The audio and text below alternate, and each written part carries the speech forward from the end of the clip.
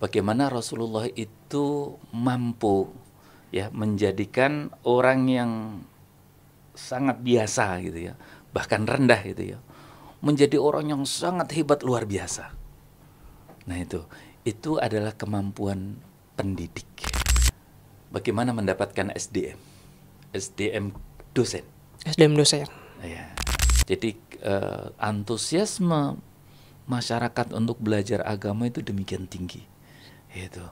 Tapi kenapa semangat itu cepat padam? Cepat gitu ya? padam. Nah,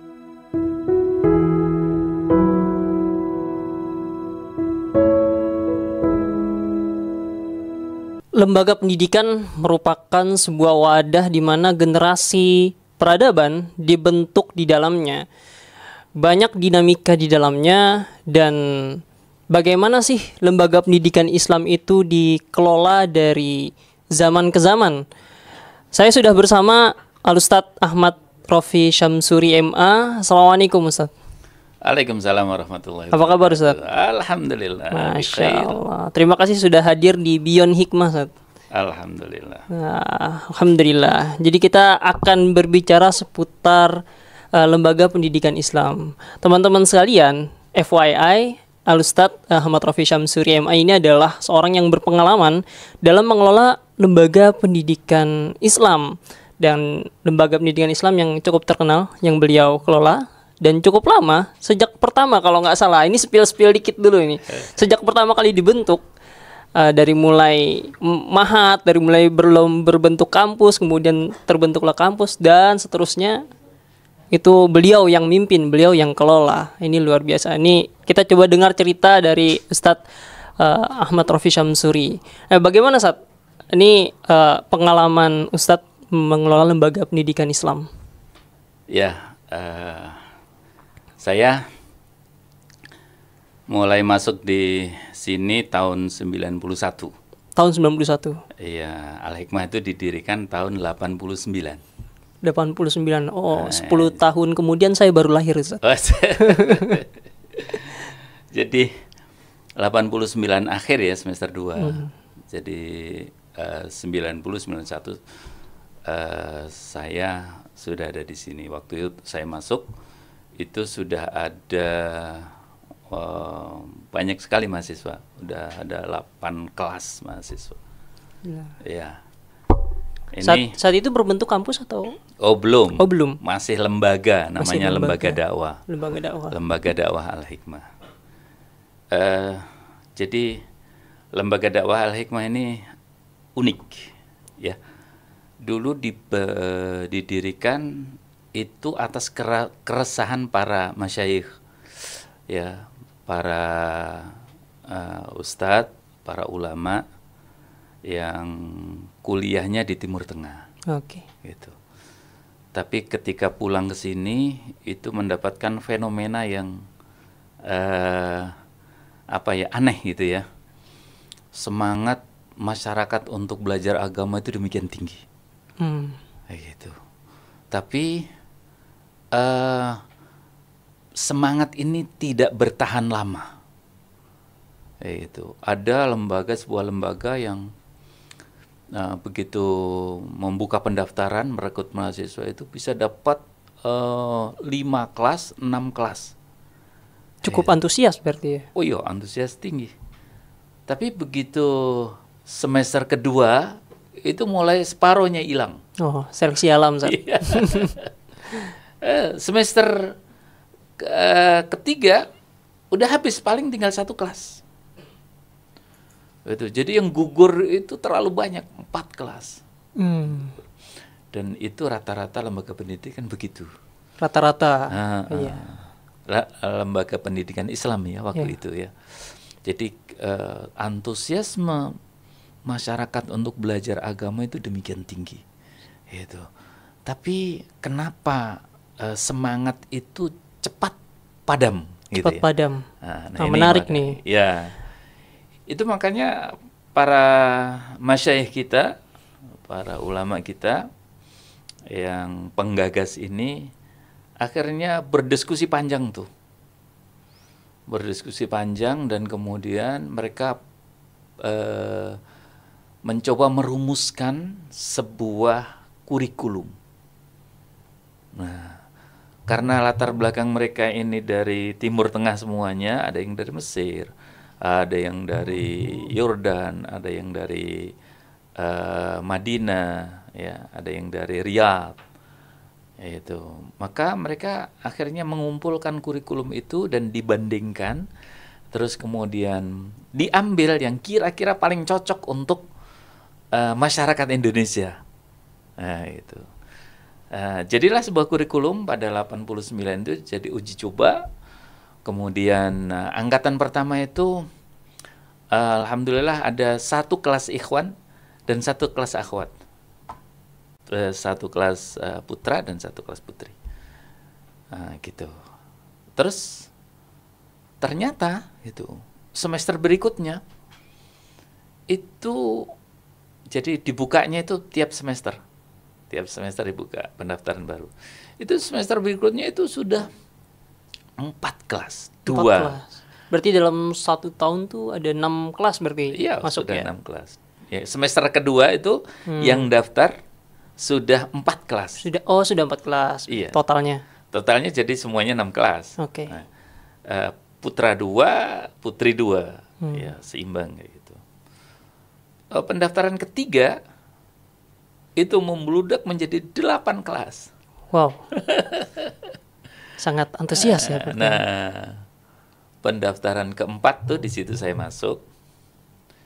Itu ruangan yang tersedia itu 8 kelas untuk akhwat dan 8 kelas untuk ikhwan. Saya masih ingat, saya itu udah langsung diminta oleh Ustadz Abdul Hasib pada saat itu untuk ikut interview. Jadi masuk ke lembaga ini tadi itu tesnya ada 2, tes tulis dan tes interview. Diwawancara ya. Wawancara. Itu satu kelas ada berapa, Sat? Satu kelas sekitar 30 sampai 40.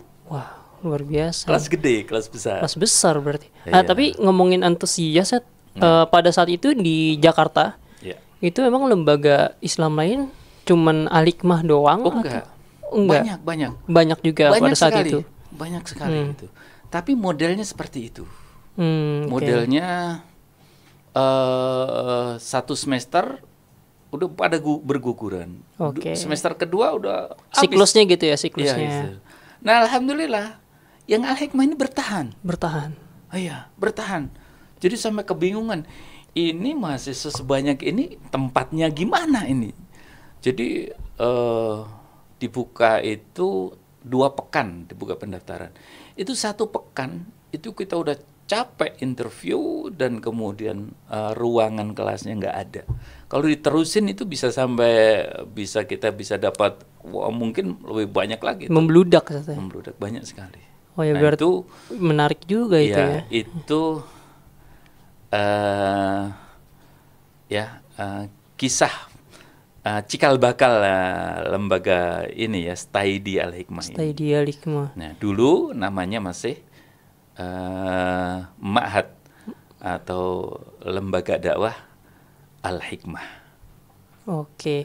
Iya, tadi yang menarik itu adalah antusias warga masyarakat yang biasanya kalau di lembaga lain tuh ya di awal mungkin semangat, tapi di tengah-tengah tuh udah berguguran. Tapi ini di Al-Hikmah ini dari awal, di tengah sampai akhir tuh terus membludak, terus meningkat saatnya. Terus meningkat. Antusiasme sangat besar gitu. Sangat ya, besar, sangat menggembirakan ya gitu. Ya, itu.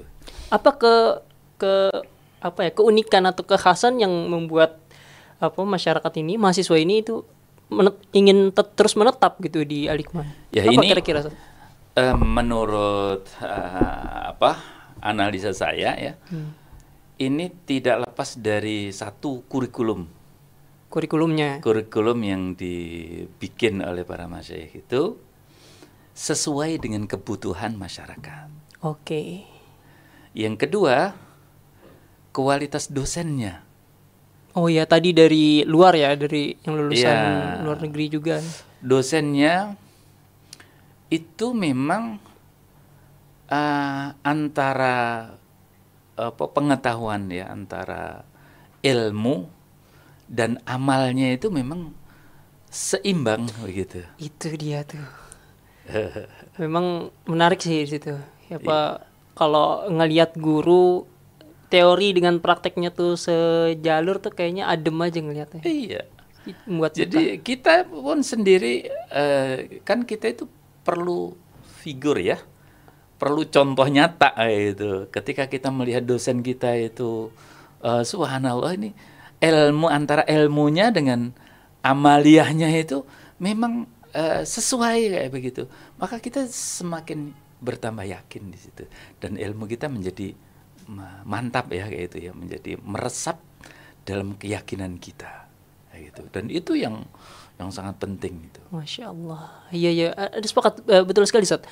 Anda juga termasuk orang yang hijrah, yang kemudian ngelihat guru dari teorinya nggak terlalu banyak sebenarnya beliau itu, tanpa Anda sebutkan nama beliau, tapi amaliyah beliau yang membuat saya kagum saat itu. Jadi memang yang kekhasannya di situ berarti ya. Iya. Kekhasan. Dan ini kan sebetulnya yang diajarkan oleh Nabi itu kan kayak begitu. Masya Allah. Ya. Al-Qur'annya sama kan dengan Al-Qur'an kita sekarang? Sama. Al-Qur'an zaman Nabi? Sama. Ucapan-ucapan Nabi semuanya terdokumentasi dengan baik, tertulis dengan baik, menjadi sebuah hadis yang sekarang banyak sekali. Okay. Itu kan ucapan-ucapan Nabi, bagaimana Nabi itu, bagaimana Rasul itu ya mengajarkan kepada para sahabat. Itu. Dengan ilmu itu ya, kemudian Rasulullah meyakinkan para sahabat itu. Ya, dan bukan hanya meyakinkan secara ini ya, secara bicara aja gitu ya. Bicara aja keilmuan saja gitu. Tapi sekaligus Rasulullah itu mencontohkan. Masya Allah. Jadi teladan. Jadi teladan. Yaitu tidak ada yang tidak dicontohkan oleh Rasul. Tidak ada kata-kata Rasulullah itu yang bertentangan dengan perbuatan beliau. Perbuatannya nggak bertentangan dengan ucapan beliau. Iya, nggak ada yang bertentangan. Tidak ada yang bertentangan. Nah, itu yang menjadikan para sahabat itu semakin ya jadi dapat teorinya dan melihat prakteknya. Semakin yakin dan yakin. Semakin yakin. Luar biasa. Mungkin itu yang dirasakan mahasiswa Al-Hikmah pada saat itu, ngelihat para asatidnya, ustadznya, teori dan amalnya sejalur gitu, sefrekuensi gitu. Iya, menurut saya, analisa saya seperti itu. Jadi, tapi ada ini juga ya. Emang kemampuan Rasulullah untuk ini ya, membangkitkan ya ghirah para sahabat itu memang sangat luar biasa ya, sangat luar biasa. Jadi bagaimana Rasulullah itu mampu ya menjadikan orang yang sangat biasa gitu ya, bahkan rendah gitu ya, menjadi orang yang sangat hebat luar biasa. Nah itu adalah kemampuan pendidik ya, atau kemampuan murabbi ya, mentarbiyah ya anak didik gitu ya, sehingga seluruh potensinya berkembang.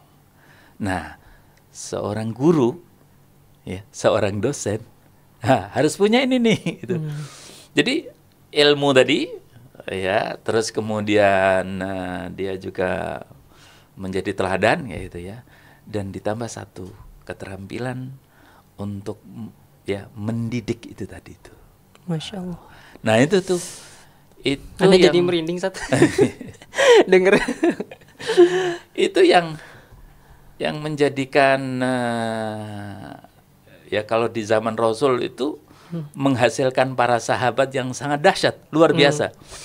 Ya gitu ya, luar biasa itu. Nah, sebetulnya para masyayikh ini pengennya itu acuannya ke sana memang. Itu, acuannya ke sana. Beliau ini mengatakan Al-Qur'an yang Rasulullah pakai sama dengan Al-Qur'an yang ada sama kita sekarang. Kata-kata Rasul ya juga masih terdokumentasi dan masih ada sekarang itu. Tapi kenapa kita tidak mampu gitu. Nah, maka wah, menarik ini. Maka mereka mengasah diri ya, membaca, yaitu memperdalam gitu. Dan dengan keyakinan yang kuat, dengan ilmu yang mendalam itu, ternyata hasilnya terlihat tuh luar biasa itu. Enggak beringisut itu. Itu ya, dan bahkan saya itu ngelihat tuh, Masya Allah, yang datang itu pengen belajar itu bukan hanya anak-anak yang fresh graduate dari SMA gitu, enggak. Iya. Tapi dari orang-orang bapak-bapak yang kerja gitu ya, itu pada datang ya. Orang-orang yang kerja, bahkan secara keilmuan mereka udah punya S1, bahkan ada yang punya S2, bahkan ada yang punya S3. Masya Allah. Masih mau belajar di Masih mau Al-Hikmah ini? belajar di sini bersama dengan anak-anak S1. Saking sangat kuat magnet para dosen itu, para pengajar itu mungkin, Ustaz? Ya, mereka melihat ini yang saya cari selama ini. Oke. Ini yang saya cari selama ini. Dan saya mendapatkan di sini, kenapa nggak dari dulu saya? Nah, gitu. Ya. Dan ketika kita mengajar, terus kemudian mahasiswa kita itu ya komentarnya, subhanallah, kenapa nggak dari dulu saya kuliah di sini? Nah, itu berarti berhasil tuh. Masya Allah. Iya. Berarti memang apa kunci dari sukses pendidikan ya dari pendidiknya sendiri, Ustaz, ya. Iya. Jadi kalau pendidiknya udah nggak sejalan teori dengan amalnya, ini akan sulit menghasilkan murid-murid atau anak didik yang juga bagus gitu ya, Ustaz. Iya. Karena kita mengajarkan nilai, bukan mengajarkan matematika. Jadi ilmu itu ada yang bermuatan nilai dan ada yang tidak bermuatan nilai. Gimana itu, Ustaz? Kayak matematika itu biasa-biasa aja. Jadi nggak pakai orang yang pokoknya dia terampil bisa ngajarin. Tapi ketika ilmu agama yang bermuatan nilai itu, terus kemudian diajarkan oleh orang yang tidak memiliki nilai itu, nggak bisa itu. Transfer nilai itu tidak bisa. Value-nya nggak ada. Value-nya tidak masuk. Orang nggak punya value, maksudnya orang nggak berakhlak pun bisa ngajarin matematika. Iya. Kayak gitu. Tapi orang nggak berakhlak nggak bisa ngajarin. Menanamkan akhlak tuh nggak bisa. Oke. Kayak gitu. Kalaupun bisa, mahasiswa itu ngerti sih teori. Kayak gitu. Tapi untuk sampai meyakinkan mahasiswa nggak bisa. Oke. Kayak gitu. Jadi mahasiswa dapat teori aja gitu. Oh, akhlak itu kayak begini dan seterusnya. Itu harusnya kayak begini, seperti hadis Rasul yang kayak begini dan seterusnya. Tapi untuk bisa meyakinkan dia, terus kemudian dengan keyakinan itu dia punya prinsip, dengan prinsip itu dia pakai dalam hidupnya. Kan hidup ini terdiri dari perbuatan orang itu sesuai dengan apa yang dia yakini, sesuai prinsip seseorang itu seperti dengan keyakinan. Nah, itu dari mana dia? Itu diyakinkan oleh para gurunya, ya, dengan ilmu yang diajarkan dan diyakinkan oleh para gurunya, maka itu melekat. Dia menjadi yakin. Semakin kuat datanya dan semakin kuat penjelasan dari dosen itu, semakin yakin dia. Dan dengan keyakinan itu dia bergerak. Ya. Dengan keyakinan itu dia akan bergerak. Kenapa ada orang yang satu tidur nggak bangun-bangun, tapi yang satu begitu jam 1, jam 2, jam 3 dia udah langsung bangun. Itu. Kenapa? Karena sebuah keyakinan yang sangat mendalam. Aku harus berdekat-dekat dengan Robku pada malam ini. Nah, itu. Aku pengen minta yang banyak sama Robku di malam ini. Aku pengen mendekat sama Robku malam ini. Keyakinan itu demikian mendalam, maka rasa ngantuk hilang semuanya. Ya, itu. Dan semangat itulah yang lahir. Dan dia itulah yang membedakan antara dua manusia dalam satu tempat tidur, bahkan itu. Yang satu itu menangis di malam hari, yang satu mendengkur di malam hari. Apa yang membedakan? keyakinan. Iya. Jadi para dosen, ustadz-ustadz al-hikmah itu memang yang ditanamkan tuh bukan hanya ilmu saatnya, tapi Ya. juga keyakinan, biar supaya anak didik nih ketika di masyarakat atau di rumahnya sendiri dia tuh punya keyakinan itu untuk terus satu berbuat amal baik, yang kedua terus mendekat kepada Robnya gitu saatnya. Kita sebutnya nilai. Nilai, value Nilai, gitu ya. saatnya. Value itulah yang ditanamkan. Nilai itu yang ditanamkan. Nilai ini luar biasa. Setelah 89 di tahun 89 itu Ustaz. Kemudian kapan terbentuk jadi kampus Ustaz, al-hikmah itu? Kok bisa terpikirkan, maksudnya latar belakangnya apa? Kenapa nggak tetap mahat aja gitu? Jadi dari awal itu mahasiswa itu nggak peduli dengan legalitas. Awalnya. Iya. Oke, yang penting belajar Yang penting aja. saya dapat ilmu. Yang penting dapat ilmu lah kan. Apa itu ijazah? Tapi lama-lama gitu ya. Kok saya udah kuliah lama kok nggak dapat ijazah ya gitu. Akhirnya banyak yang ngusulin, Ustadz, bisa nggak saya dapat ijazah? Bisa, tapi ijazah lokal gitu. Ya nggak bisa dipakai macam-macam Ustadz gitu. Saya jadinya nggak dianggap nih Ustadz gitu. Akhirnya kita berusaha untuk ini ya, mendapatkan izin operasional sebagai perguruan tinggi. Itu tahun berapa, Sa? Itu tahun 2004. 2004. Berarti setelah 89 98 10 Berapa tahun, 99 11 2021 14 tahun, Sa. Iya. 14 tahun. Iya, itulah setelah itu. 15 13 tahun. Alumni kita udah banyak sekali. Iya. Itu udah banyak sekali. Sudah tersebar di mana-mana, Sa. Sudah tersebar di mana. Saya dengar wakil ketua MPR tuh pernah ngajar di sini, Sa. Siapa?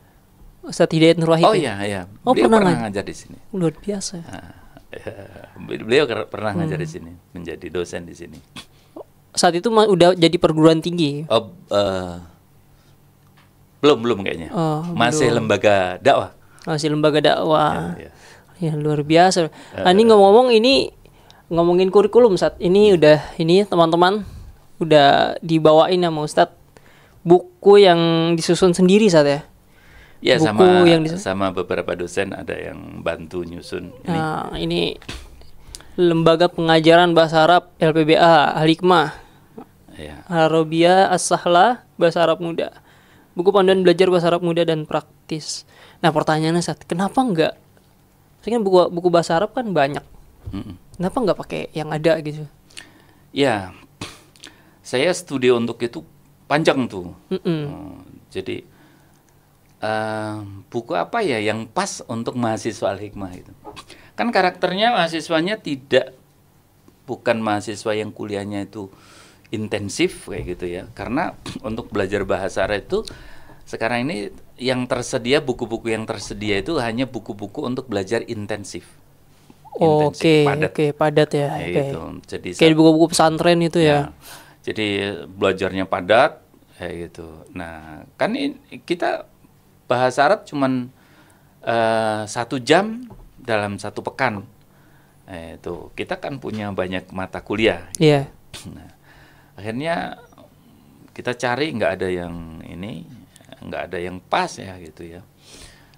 Akhirnya ada buku namanya Mustaqili itu pendekatannya kok enak nih pendekatannya itu. Maka kemudian saya menyusun itu dengan para asatidz di sini. Ya, saya dibantu oleh beberapa ustadz. Kemudian saya susun buku itu. Ini ada buku dasar ya. Buku dasarnya ini ya, Sat ya? Ya, buku dasar 1. Ini buku dasar 1. Ya, buku dasar 1 itu belajar menulis. Ya, buku dasar 2 belajar membaca. Oke. Karena dua dasar ini menjadi ini ya. Salah satu yang penting yang tidak bisa nggak bisa diabaikan gitu. Nggak bisa ditawar gitu. Jadi memang disusun bukan sekedar menyusun bahasa Arab berdasarkan teori aja gitu Ustaz. Jadi Ya. emang menganalisa anak didiknya karakteristik kayak gini nih. Ya, ya, Jadi kitabnya harus kita susun sendiri kayak gini gitu ya. ya, jadi satu sesuai dengan karakter mahasiswa sini yang jam kuliahnya kayak begini, kayak gitu. Yang kedua, kita memang tidak bisa terlalu ideal ya. Mempelajari seluruh keterampilan berbahasa. Jadi target dari buku ini hanya fahmul makro. Fahmul makro itu bagaimana mahasiswa bisa baca kitab. Oke. Gitu. Nah, saya pikir kalau mahasiswa sudah bisa baca kitab ini udah bagus nih. Kayak gitu. Jadi dia akan bisa menggali ya literatur-literatur utama dalam Islam ya secara leluasa. Maka akhirnya disusunlah buku ini. Masya Allah. Jadi buku dasar 1, 2, terus kemudian buku lanjutan 1 ini bukunya. Ini di sini ada nama Ustadz Ustadz. Ya, ada Penyusun nama saya Ahmad Rofi Syamsuri MA. ya, sama Ustadz Lukman ya. Ustadz Lukman. Wah, ini luar biasa ini karya amal jariah ini Ustadz, insyaallah Ustadz. Amin, mudah-mudahan jadi Masya Allah. amal. Ini dipelajari oleh ratusan bahkan udah ribuan orang kan Ustadz ya. Ini Ya. tahun berapa selesai Ustadz ditulis Ustadz? Wah, lupa nih dari kayaknya saya udah agak lama ini. Nah, iya nih buat teman-teman. Lebih 5 tahun lah. Gitu. Berarti ini buat teman-teman yang waktunya nih sudah banyak bagi-bagi buat kerja gitu Ustadz ya. Buat hal-hal lain nih buku bahasa Arab ini sangat cocok kali Ustadz ya buat. Ya, buku ini di antara kelebihannya adalah bisa dipelajari sendiri. Oh, oke. Ya. Jadi teorinya itu sederhana, tapi latihannya banyak. Gitu. Dan dengan banyak latihan itu dia akan memiliki kosakata ya, perbendaharaan kata itu akan bertambah banyak. Semakin banyak perbendaharaan katanya, semakin mudah dia untuk bisa baca kitab. Masya Allah. Gitu. Terus ini satu lagi nih Ustadz, buku akhlak ya. Ini Oh, cuma iya. masih. Ini buku akhlak saya susun udah lama sekali ini. Oh, udah lama Ustadz. Wah, Sepertinya buku bahasa akhlak Arab. ini ya saya susun dengan 2 bahasa. Saya mencoba untuk disederhanakan tema-tema akhlak ya, dan dengan referensi yang memadai, dengan rujukan yang memadai. Ya, alhamdulillah ini udah dijadikan rujukan ini di sini udah lama nih. Oh, ini udah lama Udah Ustadz. lama. Dan rata-rata mahasiswa kalau lulusan dari sini bawa ini. Oke. Kadang-kadang ada yang dibawa ngajar kembali, ada yang dibawa kemana-mana. Ini cukup lengkap Ustadz ya. Buat ngisi majelis taklim, buat Masya apa-apa. Allah. Udah tinggal baca aja. Ini langsung penulisnya nih Ahmad Rofi Syamsuri. Masya Allah. Luar biasa. Ini goalsnya nulis buku ini memang ini udah ada yang dicetak secara komersil guys.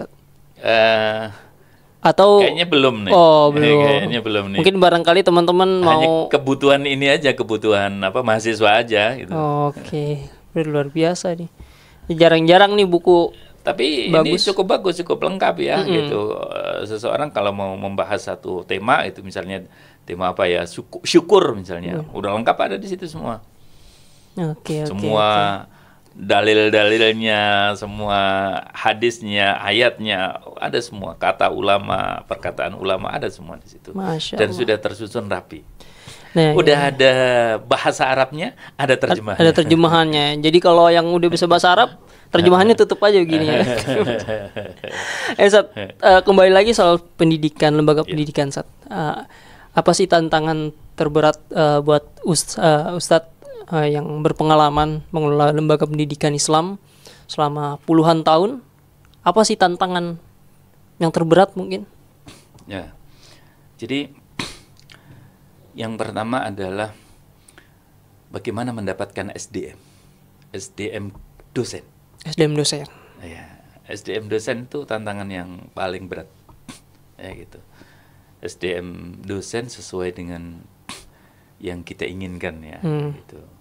Yang sesuai dengan yang kita inginkan, sesuai dengan yang diinginkan oleh para mahasiswa ya, gitu.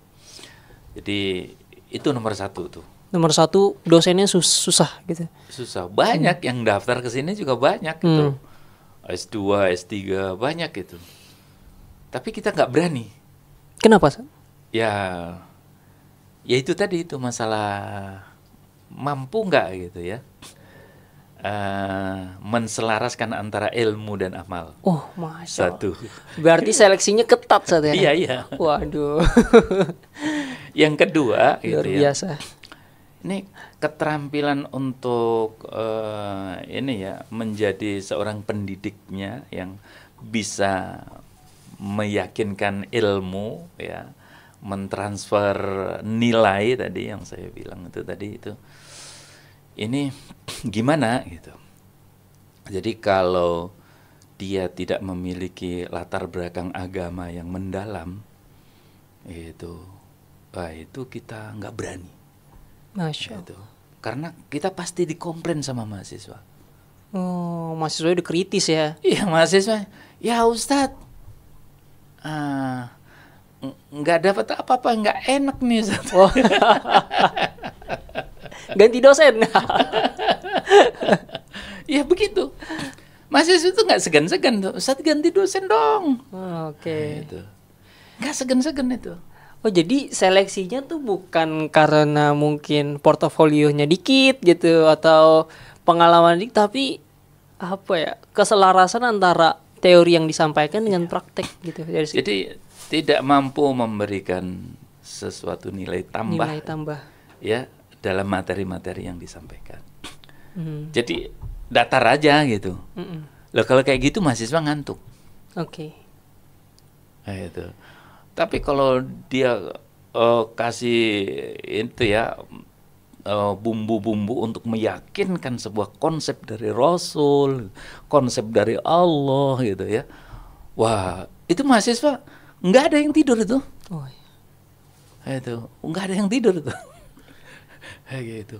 Ini sesuatu yang begitu gitu. Subhanallah gitu. Luar biasa memang. Ya, tadi saya pikir kekurangan SDM dosen dalam hati dosen banyak.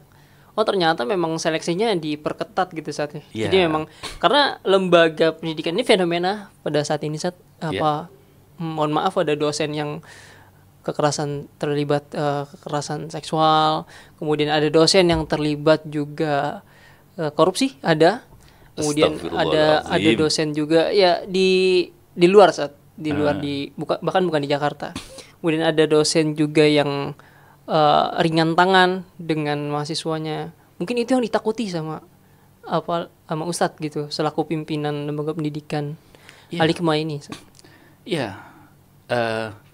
Kita itu sama akhlak atau nilai itu kita itu jaga banget itu. Jaga banget. Ada dosen misalnya bercanda yang berlebihan gitu. Yeah. Pasti mahasiswa ngadu. Oh, Ustadz, masa Ustadz ini bercandanya kayak begini Ustadz gitu. Kalau itu kita nilai wajar ya kita kasih penjelasan. Tapi kalau itu kita nilai, waduh, kok begitu ya gitu. Ya kita ini gitu ya, kita briefing gitu. Iya. Nggak ada di sini dosen pacaran itu nggak ada. Nah iya kayak gitu. Soalnya dosen ngajak mahasiswanya dinner gitu. Lagi. Wah, itu sesuatu yang sangat besar. Pasti kalau ketahuan tuh pasti nggak dapat jam ngajar lagi tuh. Ya, udah nggak ada toleransi langsung cut. Langsung cut. Nggak ada toleransi. Waduh. Karena itu kan menyalahi ini ya prinsip ya, menyalahi prinsip ya, keyakinan yang kita yakini. Terus apalagi yang bisa kita pegang kalau antara dia dengan Allah aja dia nggak bisa jaga itu. Nah, itu. Apalagi yang bisa kita pegang. Masya Allah, luar biasa. Ya kita berusaha untuk mempertahankan itu. Dan alhamdulillah walaupun kampusnya kecil gitu ya, dan ya sangat sederhana gitu ya, tapi alhamdulillah ini mahasiswa datang dari jauh-jauh, hampir seluruh Indonesia ada di sini. Oh iya betul Saat. Dari Sumatera, Kalimantan, Sulawesi. Iya, iya. Ada dari NTT, Ustaz. Iya, ada yang mungkin udah lama dengar Al-Hikmah itu sesuatu yang luar biasa kayak gitu ya. Begitu datang di sini, dia bawa keluarganya, bawa ayahnya, bawa ibunya itu. Ya kayak gini doang Al-Hikmah gitu. Gedungnya ya. Mungkin yang dia dengar dari orang Al-Hikmah bagus, Ya. mungkin yang dipikir bagus gedungnya kali. Padahal bukan itu Ustaz ya yang dikedepankan oleh Al-Hikmah ya. Ya, harusnya sih dua-duanya, Harusnya gedungnya bagus, isinya iya. juga bagus gitu ya. Tapi kita ya belum mampu untuk itu. Tapi alhamdulillah ini sudah banyak berbenah ya, fasilitas-fasilitas sudah mulai dilengkapi. Nah, studio ini juga mahal nih, studio ini. Iya, luar biasa. Alhamdulillah, dan ya perpustakaan juga bagus ya. Itu alhamdulillah, kelas-kelas juga mulai dibenahi. Ya bertahap ya, begitulah. Masya Allah. Nah ini mau nanya nih Ustaz, pandangan Ustaz terkait fenomena di lembaga pendidikan Islami yang dalam tanda kutip pengajarnya melakukan kekerasan seksual, kemudian dan lain-lain lah, banyak itu kasus macam yang viral di media sosial. Sebenarnya apa sih masalahnya di sini Ustaz, menurut pandangan Ustaz? Ya, Masya Allah, itu kasus yang sangat menyedihkan ya, menyedihkan para guru ya gitu. Kenapa sampai itu terjadi? Menurut hemat saya, ya lemahnya iman. Itu ya, lemahnya iman. Dia punya ilmu yang banyak. Seorang ustadz, ilmunya banyak. Suruh ngaji pintar, suruh ceramah bagus. Yeah. Gitu. Tapi ya itu hanya sebagai skill saja. Ya, nilainya tidak terinternalisasi. Maksudnya nilainya itu tidak masuk menjadi sebuah keyakinan yang kuat yang menjadikan seseorang itu ya terikat dengan keyakinan itu. Nah, itu nggak ada. Oke. Itu. Jadi akhirnya ya, atau kalau ada itu sangat lemah. Itu. Karena lemah, jadi dia mudah aja untuk melanggar itu. Ya kayak gitu. Jadi dia tidak bisa mempertahankan ya. Dia tidak bisa mengendalikan dirinya, mengendalikan nafsunya. Kayak gitu. Karena imannya lemah. Oke. Gitu. Jadi ilmunya tidak bisa meyakinkan dia, sehingga dengan keyakinan itu dia memiliki keimanan yang kuat. Iman itu kan yakin ya. Ilmu itu ya memperkuat keyakinan atau memperkuat keimanan seseorang. Nah itu nggak ini tuh, nggak berhasil meyakinkan, ya, menguatkan keimanannya. Menurut saya penyebab utamanya di situ. Keyakinan yang tidak terinternalisasi saatnya di dalam dirinya si pendidik ini ya. Iya. Dan keyakinannya lemah. Kalaupun ada tuh, itu lemah. Sangat lemah sekali. Karena lemah ya, dia tidak bisa ini ya, nggak bisa menahan dari nafsu dia ya, keinginan dia, nggak bisa, nggak. Gitu. Karena imannya lemah. Tapi iman yang sangat kuat, itu dia akan pertahankan itu. Keimanannya itu dia akan pertahankan, keyakinannya akan pertahankan. Semua yang tidak sesuai dengan keyakinannya, dia tidak akan lakukan. Walaupun dia harus berkorban, sampai darah pun dia korbankan, nyawa pun dia korbankan. Untuk mempertahankan keyakinan. Untuk mempertahankan keyakinan. Itulah iman yang kuat. Iya. Nah, kayak gitu. Iya. Jadi memang cukup mencoreng sih saat kalau kasus-kasus seperti itu ya. Walaupun itu nggak banyak, itu parsial aja, kasus-kasus parsial, tapi cukup mencoreng lembaga pendidikan Islam secara umum seperti itu saja. Iya, dan itu membuat kita sangat prihatin ya, ketidakberhasilan seorang guru Ya, kalau gurunya aja kayak begitu, bagaimana muridnya? Nah gitu. Kalau sudah guru tidak bisa jadi teladan, terus muridnya suruh menteladani siapa? Kayak gitu. Juga seperti kasus yang lagi viral baru-baru ini saat ya, pas seorang guru gitu di atas panggung berkata kasar ke penjual es teh gitu ya. Itu Allah ingetin itu. Iya. Allah ingetin. Sehingga dengan kasus itu ya semuanya menjadi sadarlah kayak gitu ya. Peran seorang guru itu ya vital ya kayak gitu. Seharusnya dia memiliki nilai yang jauh lebih kuat gitu daripada yang lain gitu. Iya, yang diajarinnya yang itu. diajarinnya gitu. Karena dia bertugas untuk memang menanamkan nilai itu gitu, menanamkan keyakinan itu kepada murid-muridnya gitu. Lah kalau dia aja nggak punya, gimana caranya dia akan berhasil mencetak, mendidik? Ya, akan lahir guru yang tidak berhasil untuk mendidik anak didiknya, murid-muridnya. Nah gitu. Jadi akhirnya ya naudzubillah ya forum-forum yang harusnya terhormat menjadi forum-forum pengajian yang menjadi forum-forum yang tawa, canda, lawakan, ya itu, dan tidak ada isi yang menggetarkan gitu ya. Wallahu a'lam. Masya Allah, luar biasa. Ini pembahasan memang kalau mau Ustadz teman-teman bahas soal keyakinan dan akhlak itu sangat dalam gitu. Ini terkhusus kalau yang kuliah di Al-Hikmah nih baca ini pasti buku ini, akhlak da'iyah. Akhlak-akhlak seorang dai seorang penyeru agama Allah. Ini ada 2 jilid. Nih mungkin bisa nanti kita ngobrol lagi soal akhlak ini menarik gitu. Apalagi terus bicara soal akhlak pendidik gitu kan. Apalagi ya fenomena kemunduran. Saya percaya kemunduran masyarakat pada saat ini secara umum ya karena memang kita kekurangan guru gitu.